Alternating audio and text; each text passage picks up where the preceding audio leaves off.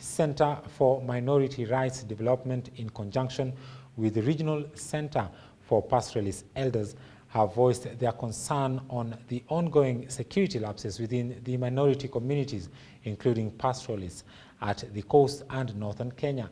The group's CEO, Yobo Ishmael, claims uncertainty among the communities on land tenures and allocation of natural resources is a major issue.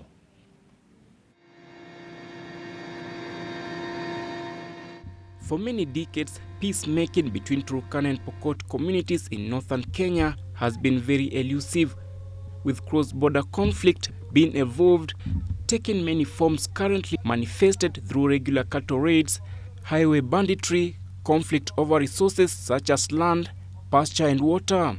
Center for Minority Rights Development, SEMRIDE, in conjunction with the Regional Center for Pastoralist Elders, have voiced their concern on neglected key issues that they think are factors causing chaos among the two communities, a conflict that has spilled to the government itself, with the recent killings of 17 police officers caught in the crossfire of the conflict.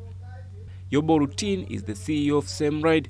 In Turkana, for example, a huge chunk of land called Ngamia 1 was actually handed over to Talo Oil Company. It's now being indicated that the land is being owned by a private person or private groups. We wonder, we don't have the community policy yet. The Community Land Act is not yet enacted.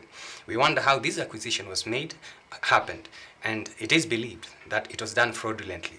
And these are the things that are stoking fears amongst the communities, hence the conflicts we hear in Kapedo. We know that in Kapedo, for instance, that the government has a plan since 2011 to erect a geothermal energy installation worth about 15,000 megawatts. This is huge, and that's why the Turkana and the Pokot are fighting over the border, because they know there are benefits that might come through this project.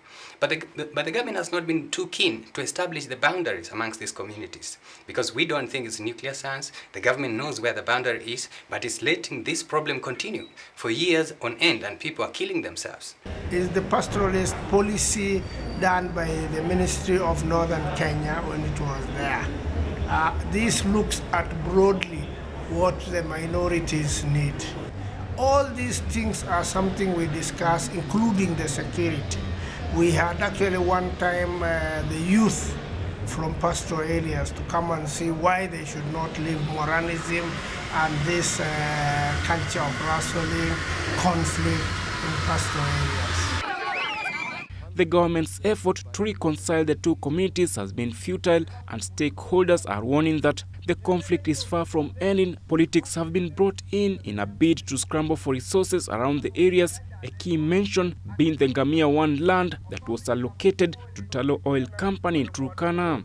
The two organizations have petitioned the National Assembly through a caucus group comprising of members from the pastoralist regions in Parliament to take care of the rights of such groups from a policy direction angle to safeguard pastoralist interests. We've been able to petition the National Assembly. We are working through a caucus called Pastoralist Parliamentary Group, which is a caucus in Parliament, which takes care of the interests of pastoralist organizations. We've been able to write to them to advise them from a policy direction on natural resources. And we're asking them to look at the bills that are coming into the House with a critical eye to ensure that they secure the interests of their own constituents, who are basically very poor.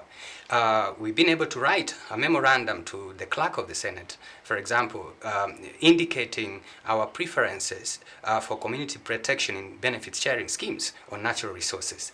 But we are yet to lobby further just to ensure that, that whenever they are looking at some of these bills, that they turn out favorable towards our constituents and clients. So far, the government has intensified military operations of disarming pastoralist communities in Turkana and Baringo, and there seems to be no signs of ending this old age conflict. Manuya Kevin, GBS News.